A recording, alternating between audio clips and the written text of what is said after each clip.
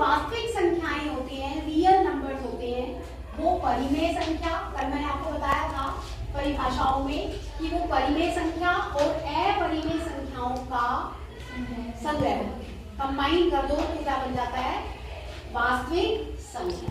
लेकिन यहाँ पर बात हो रही है कि सिर्फ अपरिमेय संख्या, वो दोनों होते हैं तो सिर्फ अपरिमेय तो नहीं हो सकते, तो इस प्रत्येक अपरिमेय संख्या एक वास्तविक संख्या होती है, तो आप इसमें लिखेंगे संख्या। ठीक है, क्लियर है सभी को? Yes ma'am. अगला देखो, क्योंकि जो रियल नंबर है वो क्या होते हैं, मैंने बताया आपको, रेशनल को क्या से रिप्रेजेंट करते हैं और इरेशनल को आई से करते हैं।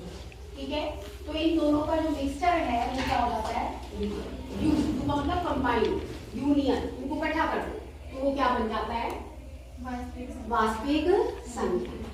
दूसरा भाग देखो, संख्या रेखा का प्रत्येक बिंदु वर्गमूल m के रूप का होता है, जहां m कोई नेचुरल नंबर है, m कोई प्रकट संख्या है।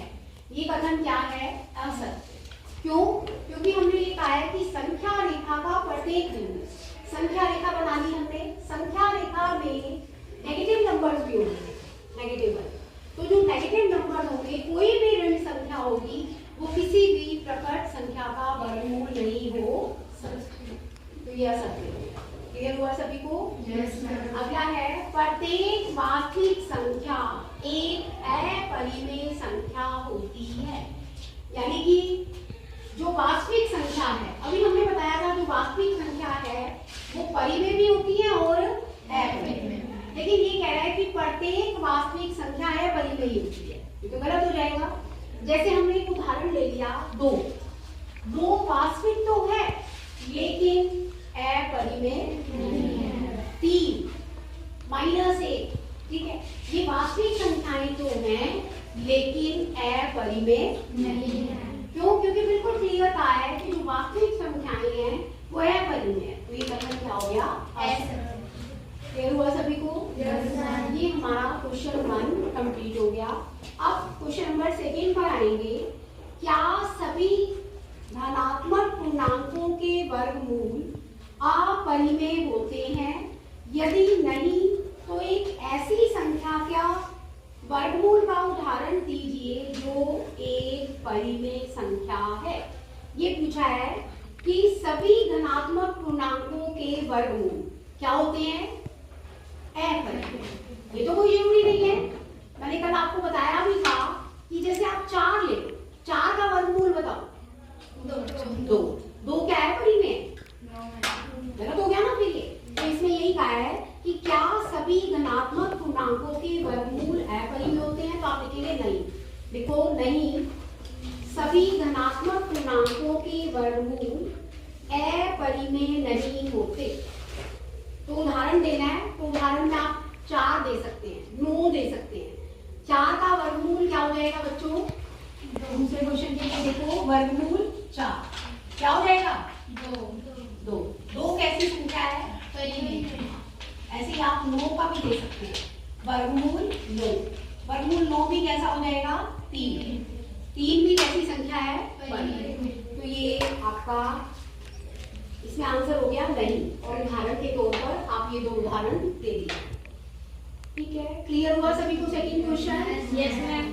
तो ये हमारा सेकंड करना है संख्या रेखा।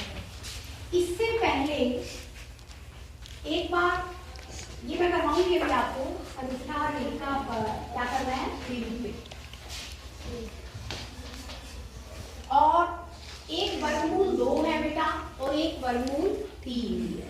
ठीक है, तो पहले चलो 5 करा देते हैं आपको, फिर 2 3 भी कराएंगे, क्योंकि उदाहरण में वर्गमूल 2 भी दिया हुआ है, वर्गमूल 3 भी दिया हुआ है। तो ये कई बार 2 नंबर का 3 नंबर का आ जाता है एग्जाम, इंपॉर्टेंट है। देखो वर्गमूल 5 को संख्या रेखा पर लिखना है, ठीक है। वर्गमूल 5 को हम कैसे लिख सकते हैं, 4 जमा 1, ठीक है, मतलब 2 वर्गों में 2, 4 किसका वर्ग है, 2 और 1 किसका वर्ग है, 1। ये 2 का वर्ग हो गया और ये किसका वर्ग हो गया, ठीक है, समझ आ रहा है। तो इसको हमने तोड़ के ऐसे लिख लिया। आ रहा है? अब इसको हम अलग अलग करके भी लिख सकते हैं ऐसे। देखो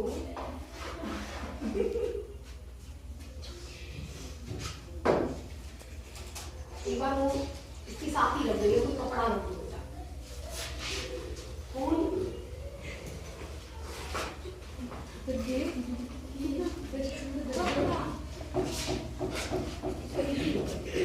दो का वर्ग और प्लस 1। अब क्या करो, ये हमने एक क्या ले ली संख्या, क्या ले ली हमने एक संख्या। ध्यान से देखो, यहाँ पर सबसे पहले इस संख्या रेखा पर हम एक बिंदु लेंगे O।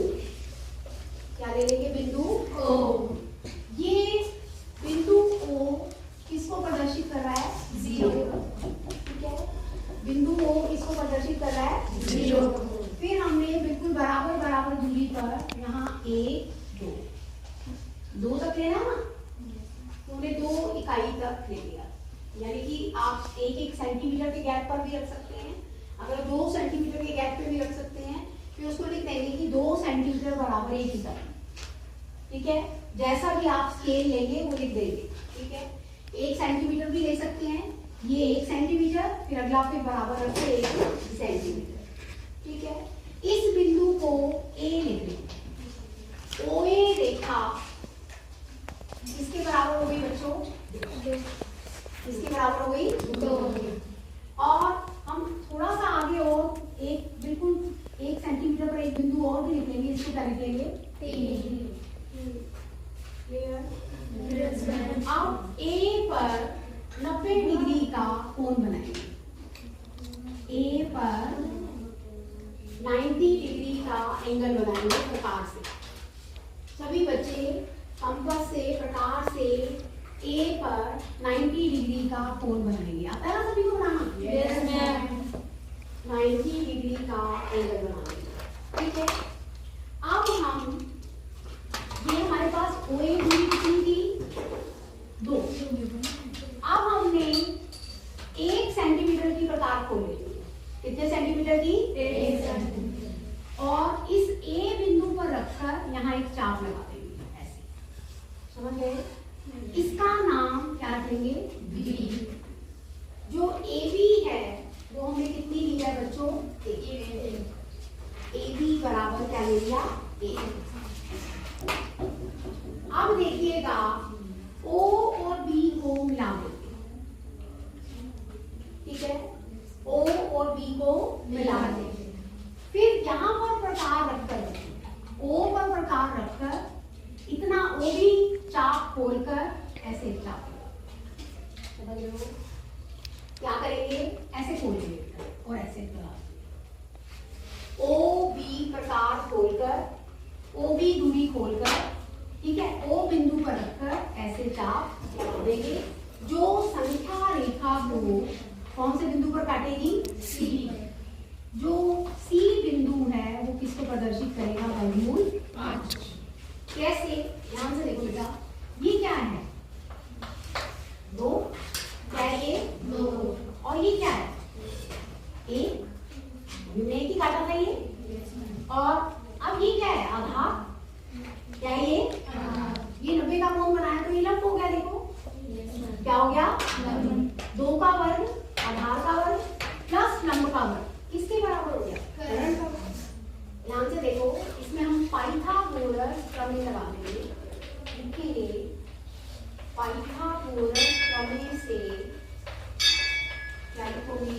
AB का वर्ग बराबर OA का वर्ग प्लस AB का। OA कितना है? 2। और AB कितना है? 1। 2 का वर्ग बोलो 4 और AB का 1। तो OB का वर्ग बराबर 4 प्लस 1 क्या हो गया? 5। तो OB क्या हो गया? वर्गमूल 5। बोलो यस मैम। अब मैंने आपको ये समझाया था कि प्रकार खोलकर आपने यहाँ चाप लगानी है। ये बिंदु C किसको प्रदर्शित करता है? वर्गमूल 5 को। ये जो वर्गमूल 5 का मान होता है लगभग 2.236 होता है, तो 2.2 के आसपास, 2.5 से थोड़ा सा इस तरह, ठीक है। ये आपको प्रदर्शित करेगा, इस बिंदु का नाम क्या हो जाएगा, सी। तो ये संख्या रेखा पर क्या हो गया, मिलते। समझ में आया? फिर इसके स्टेप्स भी लिख सकते हो आप, जैसे जैसे बनाया वैसे वैसे लिखो। क्या लिखोगे? सबसे पहले हमने ओ को, बिंदु ओ को 0 से प्रदर्शित, OA दूरी कितनी लेगी, 2, ठीक है। फिर ए पर 90 डिग्री का कोण बनाया, ठीक है।